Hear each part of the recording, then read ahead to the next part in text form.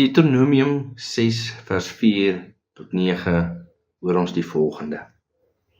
Hoor Israel, die Here ons God is 'n enige Here. Daarom moet jy die Here jou God lief hê met jou hele hart en met jou hele siel en met al jou krag. En hierdie woorde wat ek jou vandag beveel moet in jou hart wees, en jy moet dit jou kinders inskerp en daaroor spreek as jy in jou huis sit en as jy op pad is en as jy gaan lê en as jy opstaan. Ook moet jy dit as 'n teken bind op jou hand en dit moet as 'n voorhoofsband tussen jou oë wees. En jy moet dit op die deurposte van jou huis en op jou poorte skryf. Dit is dan die woord van die Here. Hoe lewe ons as verlostes? Die Here het ons verlos. Daarom moet ons soos verlostes lewe. Hoe lewe ons? Ons sien weer die goddelose om ons en dan dink ons baie keer, dan moet ek soos hulle lewe. Hulle kom weg met al hulle dinge. Nou, dankbaar hoor ons dat die woord vir ons telkens sê nee. Die weg van die goddelose vergang. Maar hoe moet ons dan lewe as gelowiges? Die volk Israel het hulle dan self bevind tussen heidenvolke, volke wat ander gode aanbid het, en die Here het hulle gered, soos die eerste woorde voor die 10 gebooie gelys word en gegee word, staan daar, ek is die Here jou God, wat jou uit Egipteland uit die slawehuis uitgelei het. En dan hoor ons die gebooie. Die Here het fisiese verlossing gegee, maar ook geestelike verlossing. Hy is die een wat red. Hy het die belofte gegee van 'n verlosser wat sou kom. By hom is vergifnis. By hom is bevryding van sonde.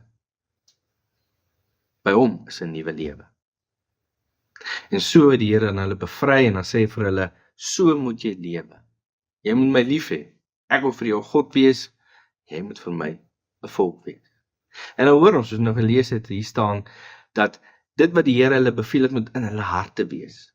Nou die hart was in die Ou Testament of in die antieke tyd dan ook gebruik as die plek waar iemand se emosies of hulle denke is of hulle intellek geleë is.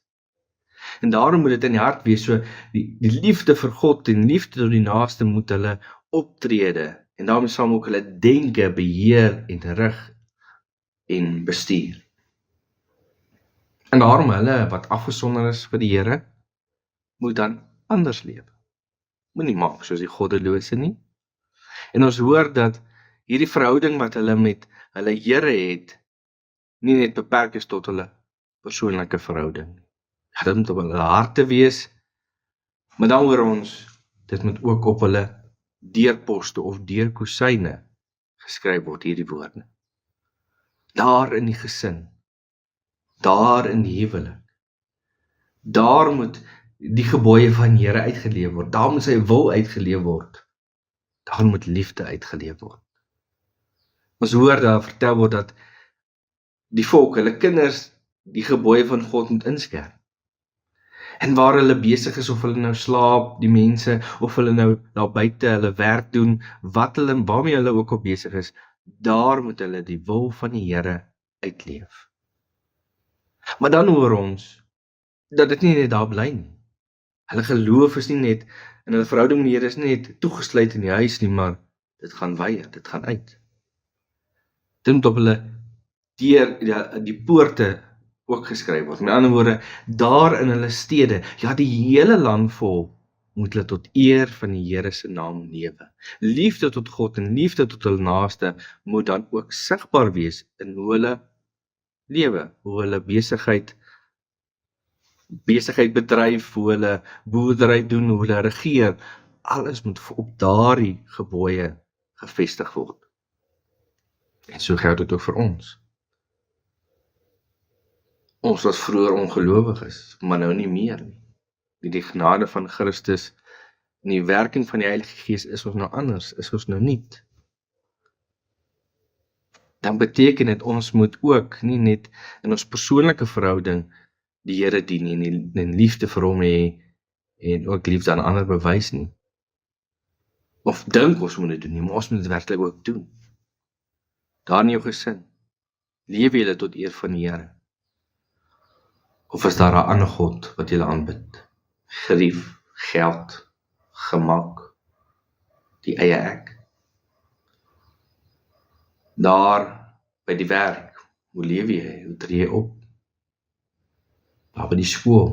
Ja, daar word vir ons gesê dat ons geloof nie verder as ons huise mag gaan nie, of die kerke mag gaan nie. Nee, nie verder, jy moet bly net daar. Mense wil nie hoor dat Here Jesus die koning van die konings is nie. Maar ons is anders. As jy 'n verloste is, moet jy ook so lewe. Lê die ou mens af, haat die sonde, jy berou die sonde, maar dien die Here in liefde en het die begeerte om te dien in die krag van die Gees. Want hy wys liefde aan. God en jou naaste.